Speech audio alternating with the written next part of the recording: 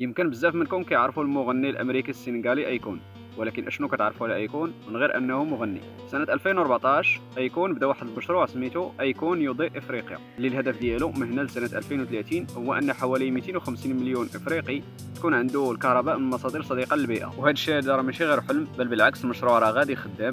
وتتقول الاحصائيات باللي غير في سنه 2020 ديجا اكثر من 28 مليون شخص في افريقيا عنده الكهرباء اللي المصدر ديالها هو الطاقه الشمسيه. المغني ايكون عنده احلام اخرى ومشاريع اخرى، من بينها هو انه يبني واحد المدينه في السنغال تكون سميتها ايكون سيتي ولا مدينه ايكون، واللي غادي يكون المصدر ديال الطاقه ديالها كامل، هذه المدينه كامله تكون خدامه بالطاقه الشمسيه. ومن بين المشاريع ديالو هو انه يبني حتى واحد السبيطار اللي بالقيمه ديال 1 مليار دولار تكون فيه اكثر من 5000 سرير استشفائي. هذه المشاريع الانسانيه والاجتماعيه اللي كيدير المغني ايكون جايه من الرغبه ديالو في تطوير الحياه ديال الناس في افريقيا، خصوصا في افريقيا الوسطى اللي كبر وتربى فيها هو نيت وعاش فيها واحد الفتره طويله من الطفوله ديالو بلا كهرباء، تعليم محدود وبزاف ديال المشاكل الصحيه.